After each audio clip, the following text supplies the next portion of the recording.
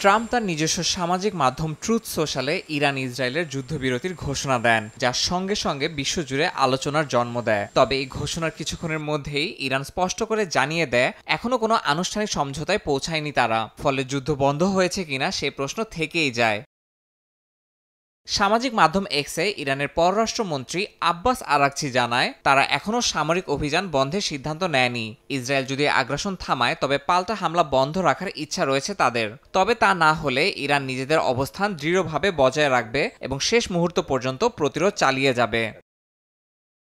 Tehran থেকে জানানো হয় শত্রুর বিরুদ্ধে প্রতিরোধ চালিয়ে যাচ্ছে তাদের সশস্ত্র বাহিনী। দেশের সার্বভৌমত্ব রক্ষায় প্রস্তুত সেনারা যে কোনো পরিস্থিতিতে জবাব দিতে অঙ্গীকারবদ্ধ বলেও জানানো হয়। এখন পর্যন্ত কোনো চুক্তি না হলেও যুদ্ধ পরিস্থিতির গতি অনেকটাই শিথিল হয়েছে বলে ধারণা করা হচ্ছে। তবে আনুষ্ঠানিক চুক্তি না হওয়া পর্যন্ত যুদ্ধবিরতির বাস্তবায়ন নিয়ে রয়েছে ধোঁয়াশা। আন্তর্জাতিক মহল এখন তাকিয়ে রয়েছে দুই পক্ষের পরবর্তী পদক্ষেপের দিকে।